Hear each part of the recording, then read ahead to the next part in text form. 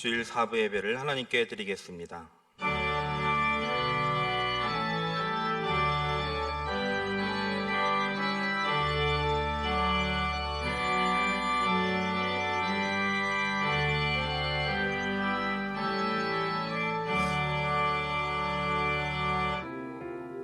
나는 하나님을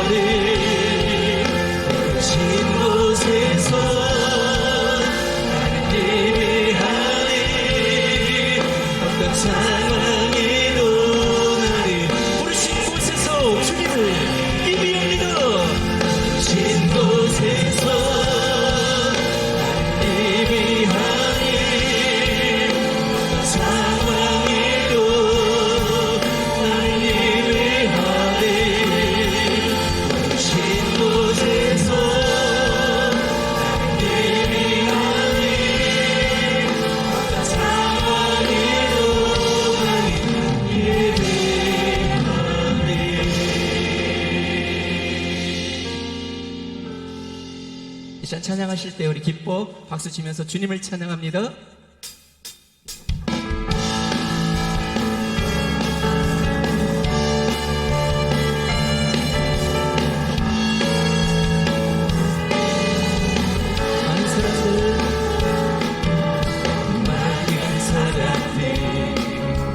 진리를 모르지 주님 곁을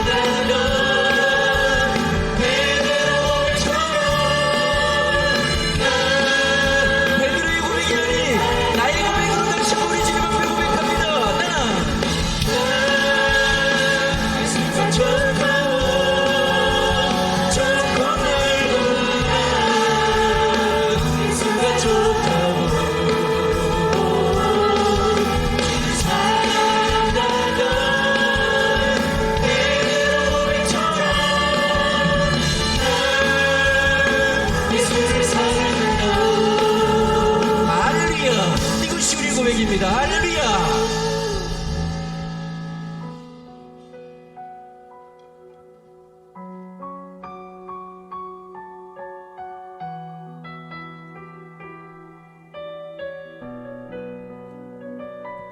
난 지극히 작은 자 죄인 중에 예수 무익한 날 부르셔서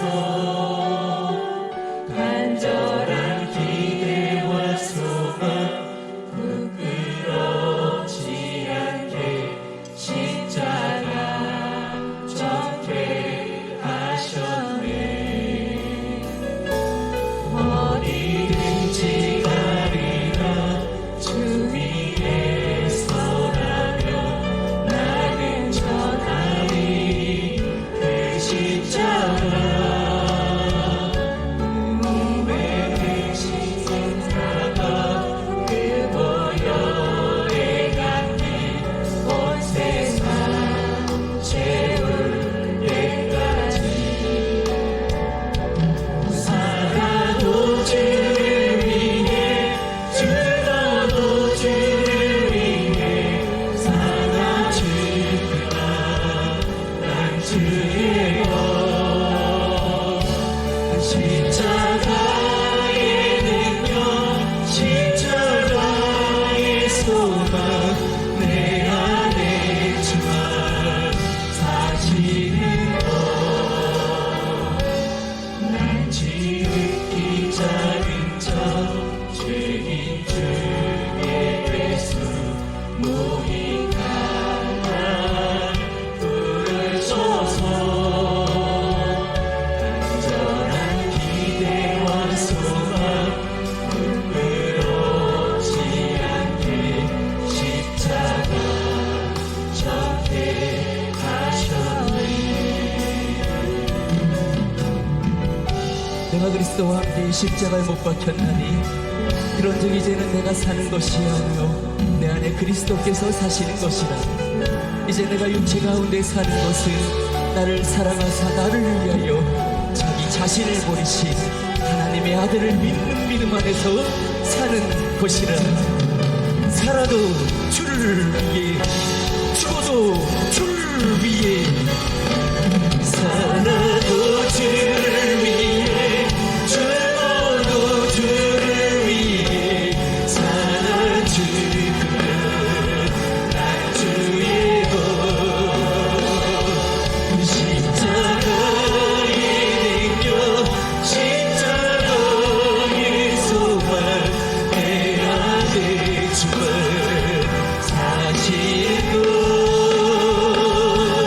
살아도 주를 위해 죽어도 주를 위해 살아 주면 난 주의 것 십자가의 능력 십자가의 소망 내 안에 주만 사시는 것. 난 지극히 작은 자 죄인 중에 예수 무익한 날 부르셔서 간절한 기대와 소망 부끄럽지 않게 십자가 져게 하셨네. 내 사랑 나의 십자가.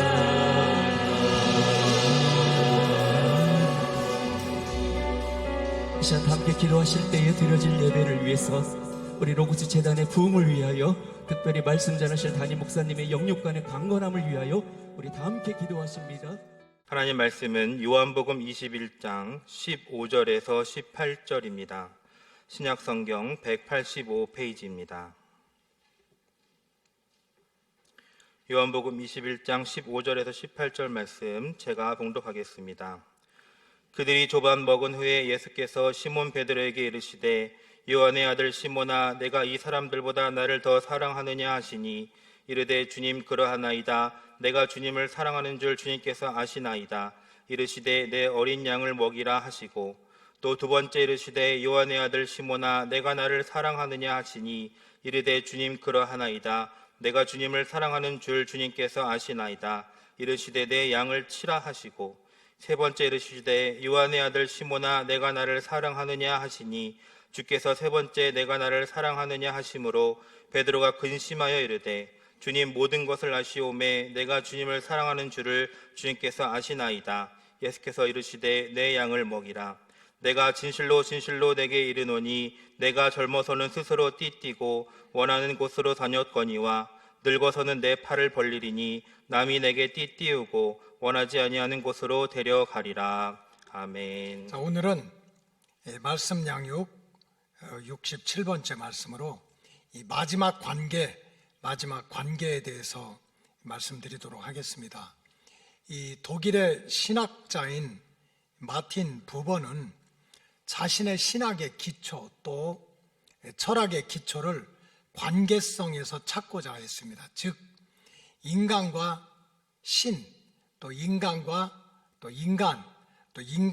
자연과의 관계에서 신학적이고 철학적인 진리를 발견하고자 했습니다. 왜냐하면 알고 보니까 인간의 행복과 불행, 또 우리 인간이 잘 사느냐 못 사느냐 하는 것이 모두가 관계 안에서 이루어진다는 거예요. 그래서 그 세상과의 관계, 또 하나님과의 관계, 또 사람들과의 그 관계성에 따라서 행복할 수도 있고 불행할 수도 있고 또 잘 살 수도 있고 또 못 살 수도 있다는 거예요. 그런데 이 관계성을 잘 보니까 이 마틴 부버는 인간은 궁극적으로 이 세상과의 관계도 중요하고 사람과의 관계도 중요하지만 이 하나님과의 관계를 잘 맺어야 또 구원의 진리, 은혜의 진리, 축복의 진리를 찾게 된다고 가르치고 있습니다. 따라서 선택받은 저와 여러분들은 이 구원의 완성을 이루기 위해서 무엇보다도 우리를 구원하신 하나님의 아들, 이 주님과의 관계가 얼마나 중요하다는 것을 잘 깨달아야 됩니다. 여러분, 우리 인생이 살아가는데 이 세상과의 관계도 얼마나 중요합니까? 똑같은 갓난아이도 북한에서 태어나는 아이와 남한에서 태어나는 아이는 잘났냐 못했냐가 중요한 것이 아니라 벌써 그 세상이라는 환경, 조건 때문에 그의 운명이 결정된 거예요. 세상과의 관계가 한 아기의 운명을 결정짓는 거예요. 사람과의 관계도 중요하지 않습니까? 그래서 내가 누구를 만나지, 또 누구를 사랑하지, 누구와 교제하지, 이런 것이 얼마나 중요합니까? 그러나 우리가 적어도 성경에서 약속된 이 하나님의 구원의 은총을 온전히 누리기 위해서는 이 세상과의 관계도 중요하고 또 사람과의 관계도 중요하지만 이 땅에 우리를 구원하시겠다고 오신 이 주님과의 관계가 가장 중요하다는 거예요. 이 주님과의 관계에 실패하면 결국 하나님의 구원 역사에서 떨어져 나갈 수밖에 없고, 예수님이 목숨 걸고 우리 이름을 생명책에다 올려놨는데 주님과의 관계가 깨지면 생명책에서 우리의 이름이 지워질 수도 있다는 뜻입니다. 따라서 참 성도는 이 세상과의 관계도 중요하고 또 사람과의 관계도 중요하지만 무엇보다도 구원자로 오신 주님과의 관계를 세상 끝날까지, 마지막 순간까지, 내 인생의 마지막 순간까지 이 주님과의 관계를 잘 맺고 살아야 된다는 거예요. 왜 저와 여러분들이 세상 끝날까지 마지막 순간까지 살다 보면 세상과의 관계도 복잡해지고 인간들 사이의 관계가 복잡해질 수도 있지만 이 주님과의 관계는 복잡해서는 안 되고 끊어져서는 안 되고 멀어져서 안 되고 마지막 순간까지 주님과의 관계를 잘 맺고 살아야 되는가? 그 이유를 여러 가지로 말씀드릴 수 있지만 성경적인 이유를 첫째로 말씀드리면 아무 공로도 없는 나를 택해가지고 하나님의 아들로, 하나님의 딸로 삼아주신 분은 예수밖에 없습니다. 여러분, 복음서에 보면 반복적으로 나오는 말씀이 있어요.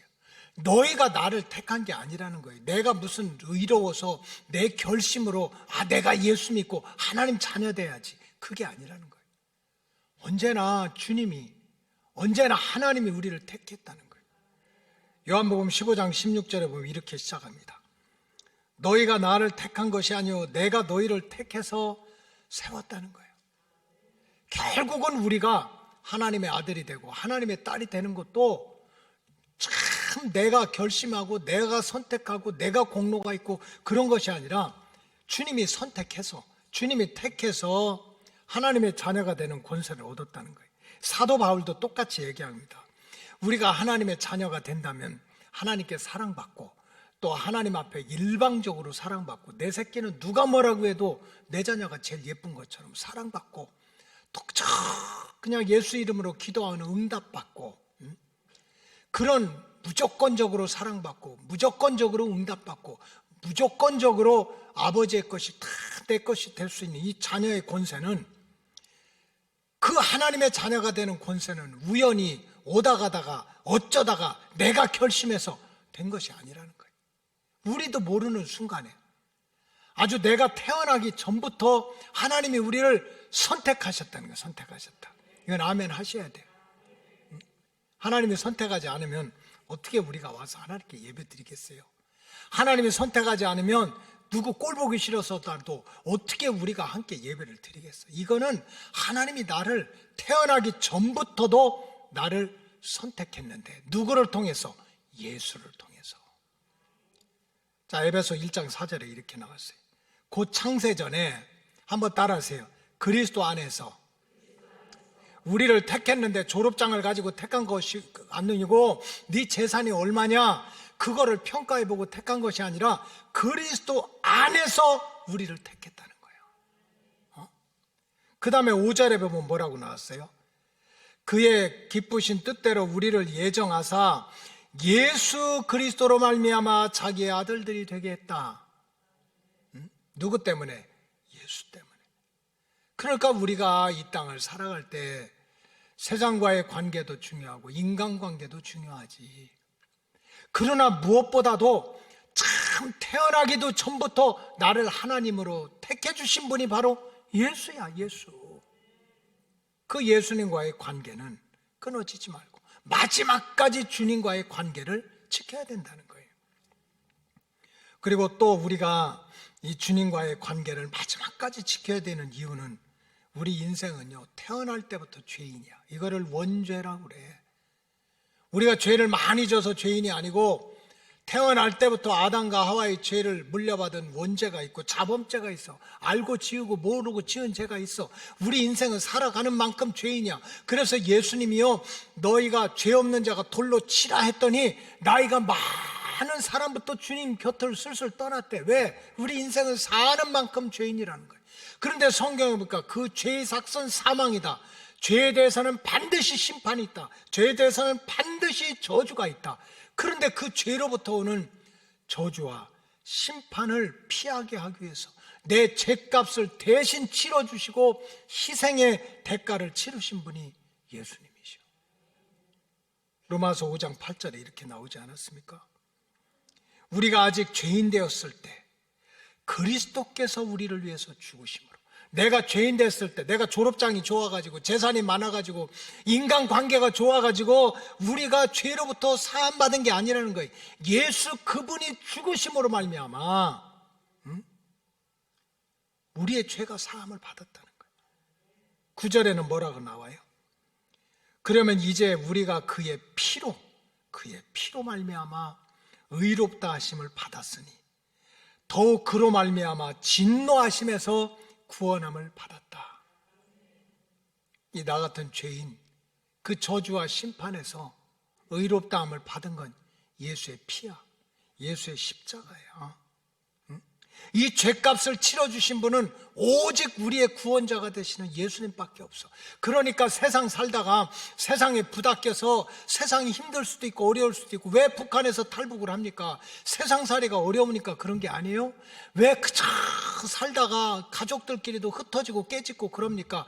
관계가 어려워서 그런 거 아닙니까? 우리가 세상 살다 보면 세상과의 관계도 멀어질 수도 있고 인간과의 관계도 깨질 수 있지만은 나의 이 죄값을 치르기 위해서 자기의 피값을 흘리신 그분이 바로 주님이시기 때문에 이 주님과의 관계는 절대로 변해서도 안 되고 마지막 순간까지 주님과 나 사이의 관계는 깨져서는 안 된다는 거예요. 깨져서는 안 된다.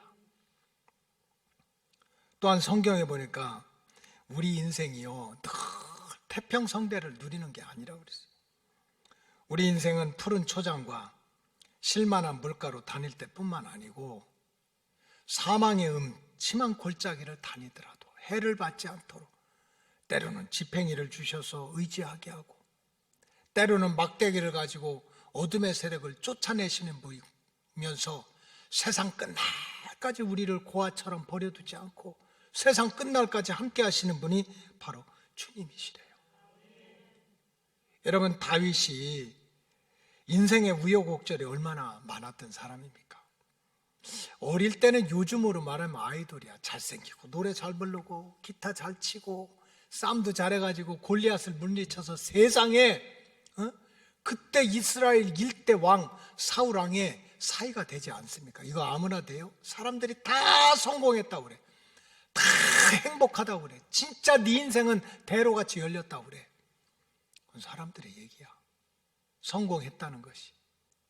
도리어 왕의 사이가 됐다고 하는 것이 도리어 독이 돼가지고 사울왕의 시기와 질투를 받아가지고 사울왕이 그냥 죽이려고 하니까 13년 동안을 죽을 고생하고 도망다니고 쫓겨다니고 먹지 못하고 나중에 미친 사람처럼 흉내내면서 13년 동안을 떠돌이 생활을 하지 않았습니까? 그런 가운데도 안 죽었어요. 안 망했어. 다윗이 깨달은 게 있는 거예요. 사람들이 다 죽는다 해도 안 죽었어. 내가 잘나서 안 죽은 게 아니야. 사람들이 다 성공했다 행복하다 그랬는데 진짜 내가 행복한 게 아니야. 왜? 내가 이뤘다는 그 공로, 뭐 왕의 사유가 됐다는 그 성공, 그것이 나를 책임져 주지 못한 거예요. 지내놓고 보니까 이 모든 것은 하나님의 은혜야. 목자 되신 주님이 그저 핏덩어리 되는 아기를, 목자 되신 주님이 그 양떼 하나를 놓치지 않으려는 그 함께하신, 주님의 함께하신 그 은혜 때문에 자기가 생명을 지켰다는 걸 알고 간증을 하고 노래를 한 것이, 시를 쓴 것이 시편 23편 아닙니까? 시편 23편 1절에 보니까 여호와는 나의 목자시니 내게 부족함이 없으리로다. 우리 로고스 오이코스 가족들이 이런 은혜를 받았으면 좋겠어요. 그냥 주님만 생각을 해도 배가 불러. 떡국을 안 먹어도 주님 생각하면 막 배가 불러. 막 주님만 생각해도 막 기분이 좋아. 막 주님만 생각해도 막 부자가 된 것 같아. 왜? 여호와가 내 목자가 되시니까. 2절에 보니까 나를 푸른 풀밭에 눕고 쉴만한 물가로 인도하였어요. 막 주님만 생각하면 막 저 푸른 초원 위에 그림 같은 집을 짓고, 그거 누가 부른 노래죠? 사실은 저 푸른 초원 위에 그림 같은 집을 짓고의 원조는 다윗이야. 다윗. 그런데 우리 인생이 참 저 푸른 초원 위에 그림 같은 집을 짓고 사랑하는 우리 님과 한평생 사는 일만 있습니까? 사망의 음침한 골짜기, 4절에 보면 사망의 음침한 골짜기를 다니는 그런 때도 있는 거예요. 그럴 때 내가 해를 받지 않도록, 두려워하지 않도록 나와 함께 하면서 지팽이를 주고 막대기를 주면서 나와 함께 세상 끝날까지 고아처럼 버려두지 않고 나와 함께 하시는 그분이 바로 우리가 믿는 주님 아닙니까? 여러분, 우리 인간이 얼마나 간사합니까? 우리 인간은 다 똑같아요.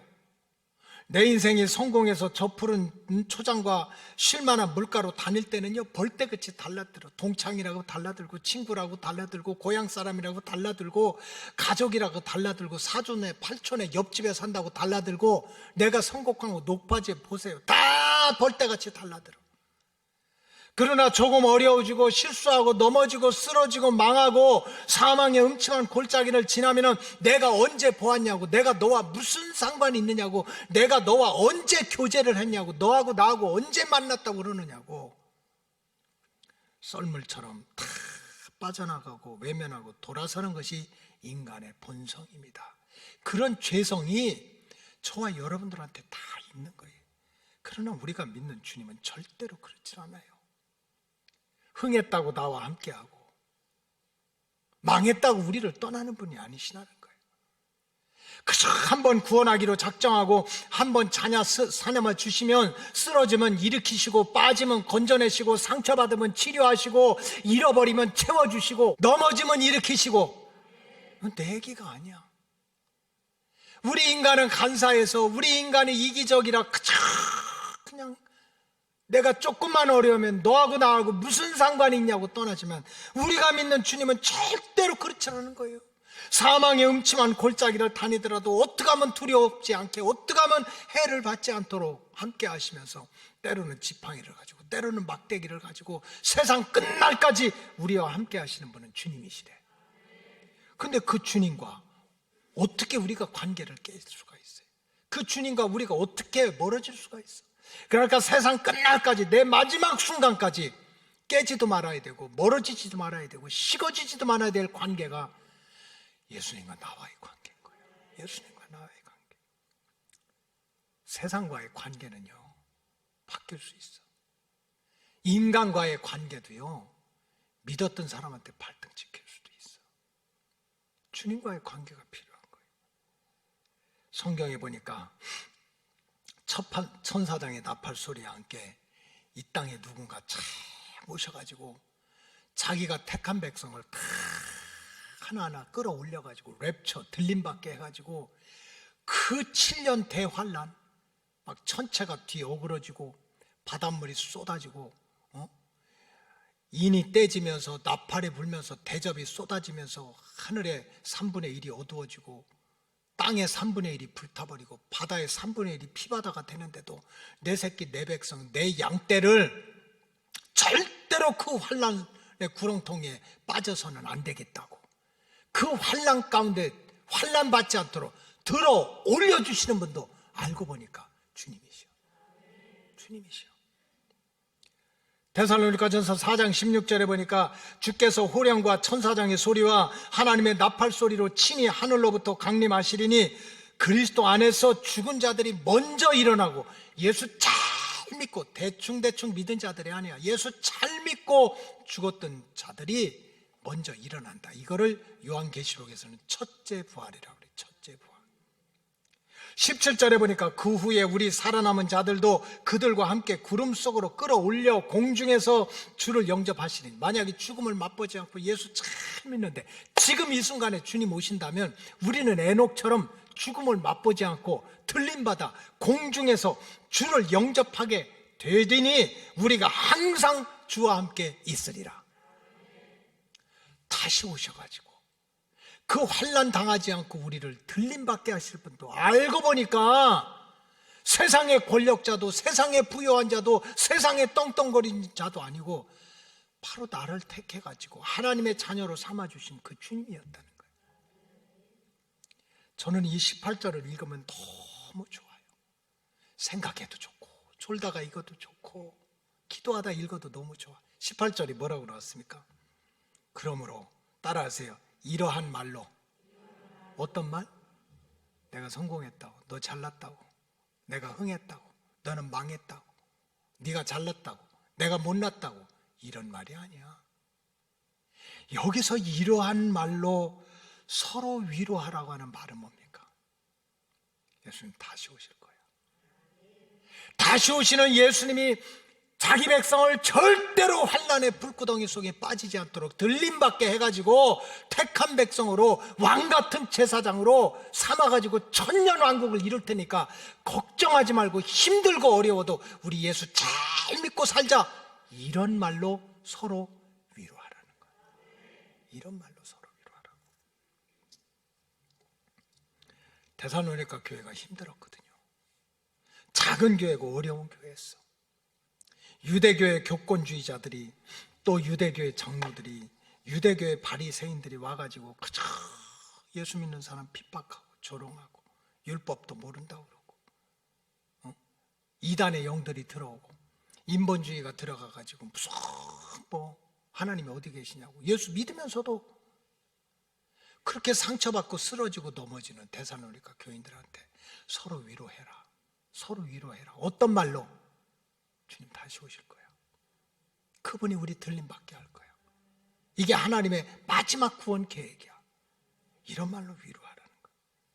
그렇기 때문에 구원받은 성도는 세상과의 관계는 가까워지든 멀어지든 끊어지든 어떻게 하든 사람과의 관계가 끊어져도, 전쟁이 나고 기근이 나고 전염병이 돌아도 나와 주님과의 관계는 생명처럼 지켜가야 되는 거예요. 마지막 때까지 내가 끊어지지 말아야 될 관계, 가까이야 될 관계, 멀어지지 말아야 될 그 마지막 관계는 주님과 나 사이의 관계인 거예요. 오늘 본문에 보면 이 부활하신 주님과 베드로 사이에 오갔던 대화를 우리가 읽었어요. 베드로가 한때는 제자들 사이에 대단했어요. 그래서 사람들이 야, 베드로가 수제자야, 1등이야, 최고야, 이런 별명을 가졌습니다. 무슨 소리입니까? 예수님과 그만큼 사이가 좋았다는 거예요. 예수님과의 관계가 누구보다도 친밀했다는 거예요. 베드로는 주님을 무척 사랑했고, 베드로는 주님을 엄청 신뢰했고, 이 주님도 베드로를 믿음직하게 생각하고 신뢰했어요. 그래서 이 복음서에 보니까 진짜 중요할 때, 진짜 힘들 때, 진짜 영적인 자리는 꼭 베드로를 데리고 갔어요.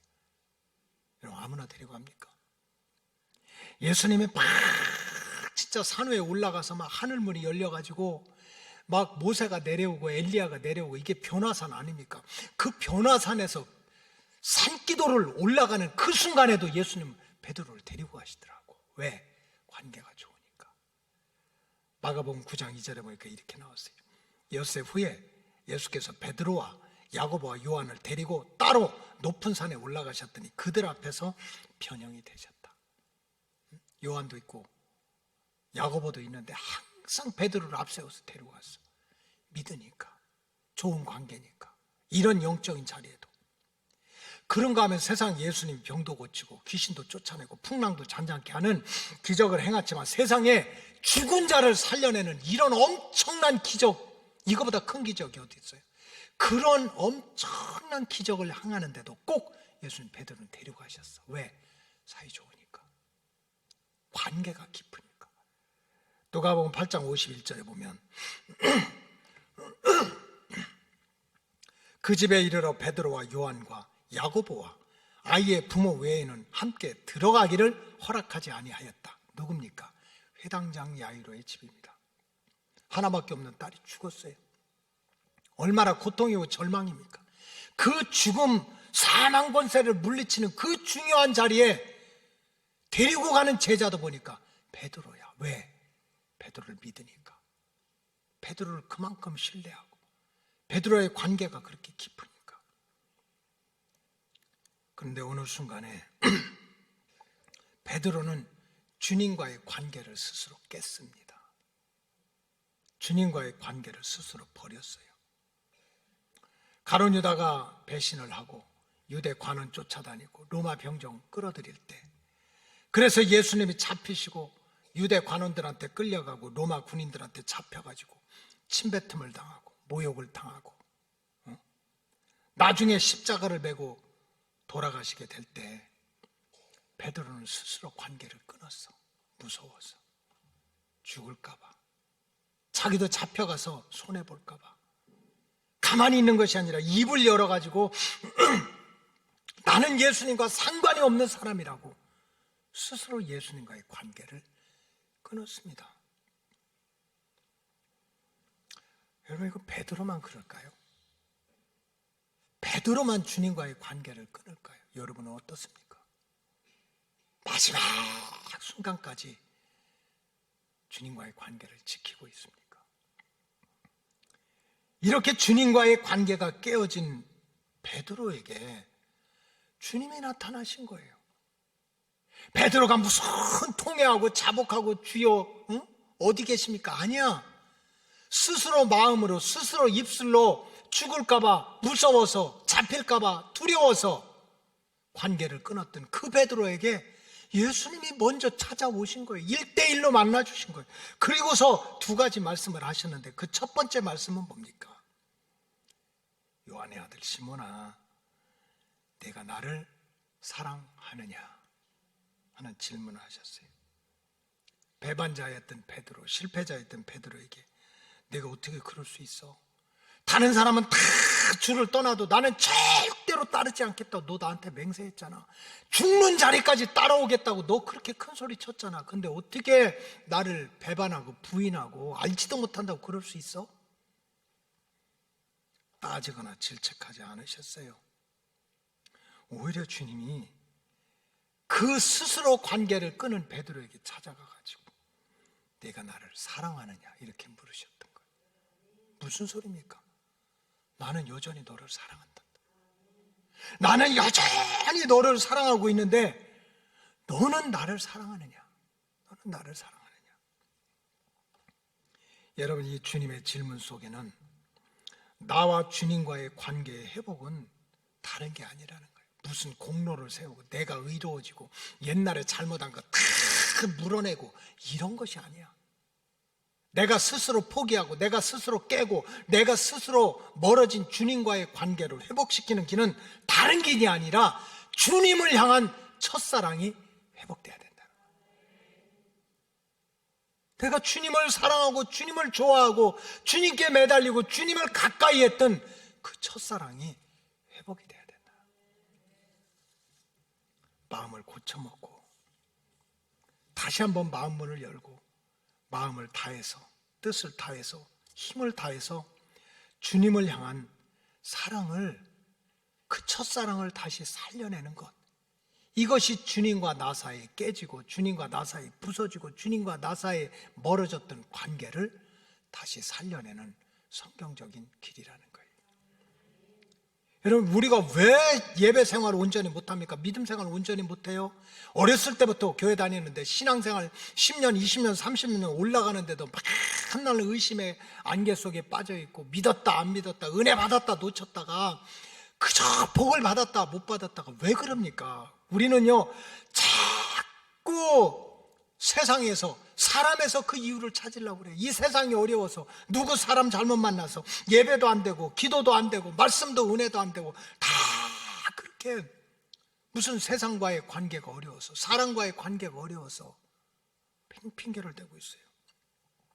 왜 우리가 죽도록 충성을 하지 못해도 기본적인 말씀조차도 순종하지 못합니까? 성경적으로 말씀을 드리면요, 주님을 향한 사랑이 식어서 그런 거예요. 결국 주님과 나의 관계가 멀어져서 그런 거예요. 주님과 나와의 옛사랑이 깨져버서 그런 거예요. 따라서 주님과의 관계를 회복하기 원한다면 주님을 향한 사랑부터 살려내야 됩니다. 이제 마음으로 주님을 사랑하고 영으로 주님을 사랑하고 내 육체로, 내 몸을 들여서 주님을 사랑하는 일부터 시작을 해야 되는 거예요. 그래야 주님과 나 사이의 관계, 다른 관계는 다 깨지고 잃어버려도 주님과의 관계는 마지막까지 맺어야 되는데 그 관계를 살려낼 수가 있는 거예요. 또 한 가지 부활하신 주님께서 베드로에게 하셨던 말씀은 뭡니까? 내가 진정으로 나를 사랑한다면 내 양을 치라는 거예요. 내 양을 먹이라는 거예요. 내가 진심으로 나를 사랑한다면 내 소원이 뭐냐? 내가 목숨 걸고 이루고자 하는 건 뭐냐? 그건 하나님이 예정하신, 하나님이 선택하신 그 백성을 찾아가지고 그 영혼을 구원하는 거 아니냐? 그러니 네가 진정으로 나를 사랑한다면 내가 원하는 일, 내가 소원하는 일을 좀 같이 하자는 거예요. 그 일에 동참하자는 거예요. 마치 목자가 양을 치듯이, 목동이 양을 치듯이 보호하고 지키고 먹이고 입히면서 선택받은 영혼을 하나님의 품으로 돌아오게 하자는 거예요. 여러분, 우리가 사는 앞으로의 세대는 절대로 믿음 생활이 좋아질 거라고 생각하는 건 속는 일입니다.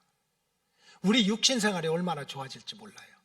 우리가 건강이 얼마나 좋아져서 이제 인공지능 또 유전자 발달해 해가지고요, 여러분들이 이제 100세, 120세까지 사는 건 일도 아니야. 왜냐하면 이제 유전자 조금만 더 발달되면 내 유전자 꺼내가지고 다 눈이고 코고 오장육부 다 미리미리 고장나면 그저 바꾸려고요, 다 재생시켜가지고 냉동실에 다 넣어놓을 때가 온다니까. 그냥 트랜스미션 바꾸듯이 바꾸면 된다니까. 육신 생활은 얼마나 좋아지는지 알 수가 없어요. 인공지능이 나오고 의학이 발달하고 과학이 발달하고 달나라로 여행가고, 이게 무슨 소설이 아니에요. 그런 일이 있을 거예요. 그럼에도 불구하고 하나님을 만나고 하나님께 예배를 드리고 영적으로 우리가 살아나고자 하는 길은 자꾸 방해를 받아요. 믿음 생활은 점점 힘들어진다는 거예요. 유럽이나 미국 교회처럼 이제는 모이는 교회로서의 사명은 점점 더 사라지게 될 것이라는 거예요. 앞으로 20년, 30년만 되면 이미 유럽은 이슬람에 다 지배를 받아가지고 마치 소피아 성당이 회칠한 그냥 무덤처럼 된 것으로, 성당 십자가 다 띄고 회칠한 것처럼 예배당이 다 회칠한 무덤처럼 바뀔 때도 있다는 겁니다. 있다는 거예요. 여러분, 출애굽기 8장 28절에 보면 막 그냥 하나님이 10가지 재앙, 1가지, 2가지, 3가지 막 내리니까 바로가 마음이 바뀌었어요. 그래가지고 출애굽기 8장 28절에 보니까 바로가 이르되 내가 너희를 보내겠다. 그러니까 광야에 가서 너희 하나님께 제사를 드려라. 그 다음에 굉장히 중요한 말이 있어요. 너무 멀리는 가지 마라. 누구 손 안에 있으라는 거예요? 내 울타리 안에 있으라는 거예요. 너무 멀리는 가지 마. 뭐 우리가 코로나 때문에, 전쟁 때문에, 기근이 나서, 지진이 나서 예배를 못 드리다가 하나님의 백성들이 예배 드린다고 그래서 참 잘했다, 축복한다, 니네 성공했다, 니네 잘하겠다, 아무도 그러지 않는다는 거예요. 이렇게 마지막 때가 되면 점점 더 모이기를 패하고 성전문이 닫히고 믿음 생활을 못하게 하는 이런 때에 우리가 어떻게 하면 이 주님과의 관계가 끊어지지 않고 마지막까지 이 관계를 잘 지켜가지고 우리가 구원받고 내 믿음을 지키고 내 사명을 감당할 수 있느냐는 거예요. 다른 길이 없어요. 여러분, 주님과의 마지막 관계를 잘 지키기 위해서는 어떤 환경 속에서도 주님을 끝까지 사랑하시기 바랍니다. 성전에 올 수도 있고 못 올 수도 있어. 세상 흔들리고 사람들은 바뀔 수도 있어. 그러나 주님을 끝까지 사랑하세요. 마음으로도 사랑하고 몸으로도 사랑하고 내 입술로도 사랑하고. 찬양 와서 찬양하는 팀들이 왜 그래요? 주님 사랑하니까 내 입술로 찬양하는 거예요. 사랑하는 마음이 없으면 월급을 받습니까? 무슨 여기서 찬양한다고 그래가지고 오페라 하우스에 가가지고 초청을 받을 거예요. 물론 바빠서 안 가고 있지만 주님 사랑하니까. 주님 사랑해요,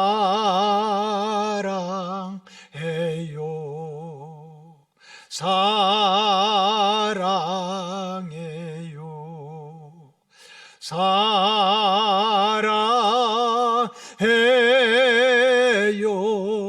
주님 사랑해요. 할렐루야. 마지막까지 주님과 나와의 관계를 지키는 건 내가 주님을 사랑하는 마음을 잃지 말아야 돼요. 마지막까지 주님과의 관계를 지키는 길은요, 예수님이 목숨 걸고 이루시고자 하는 그 소원에 나도 참여하는 거예요. 여러분, 성전 문이 열리면 성전 교회를 통해서 은혜 받고 막 영혼을 살려내고, 성전 문이 닫힐 수도 있잖아요. 전쟁이 나서, 기근이 나서, 지진이 나서, 전염병이 나서 닫힐 수도 있잖아. 그렇다고 원망하고 불평하지 말고 이제는 성경에 나오는 대로 마을에서 마을로, 집에서 집으로, 직장에서 직장으로, 광야에서 광야로, 도시에서 도시로 한 영혼을 찾아가지고 내가 주님의 말씀, 주의 복음을 가지고 그 영혼을 살려내야지 하는 복음의 일꾼으로 살아가야 된다는 거예요. 그게 마지막까지 주님과 나의 관계를 지키는 일이에요. 여러분, 형편이 되시면 올해부터는 공책을 다 샀으면 좋겠어. 좀 형편이 되시면 공책을 사시고, 귀로만 들어서는 안 될 것 같아. 시대가 너무 험하고 악해. 주일 저녁이나 수요일 저녁은 제가 다 이제 이렇게 막 글씨를 써가면서 말씀 양육을 할 거예요. 이제 3월부터는 제자 훈련할 거예요. 왜 합니까? 나 하나 예수 잘 믿고 천국 가는 거 주님이 기뻐하셔. 근데 주님의 소원은 너 한 사람 구원받으면 안 된다는 거예요. 한 영혼을 책임지라는 거예요. 그래서 정말 말씀과 기도로 훈련받아가지고 내가 주님과의 관계는 끊어서는 안 됐잖아요. 그래서 그냥 성전에 모이면 성전교회에서 흩어지면 가정교회를 읽어가지고 말씀과 기도로 훈련받아가지고 예수의 복음, 생명의 복음, 축복의 복음, 은혜의 복음, 재림의 복음, 이 복음을 누가 전해야 되는 거예요? 내가 해야 된다는 거예요. 바로 이러한 영적인 사명을 가지고 다시 오시는 주님을 만날 준비를 하는 저와 여러분들이 되시기를 주님의 이름으로 축복합니다. 기도하시겠어요? 세상 흔들리고 사람들은 변해도 세상 끝날까지 고아처럼 버려두지 아니하고 우리와 함께 하실 분은 오직 예수밖에 없는 줄로 믿습니다. 그 주님과의 관계가 끊어지지 않도록, 멀어지지 않도록, 식어지지 않도록 주님을 향한 사랑이 회복되게 하시고 주님께서 주시는 명령에 순복할 수 있는 우리 로고스 가족들 되게 하여 주시옵소서. 축복하오며 예수님의 이름으로 기도하옵나이다. 아멘.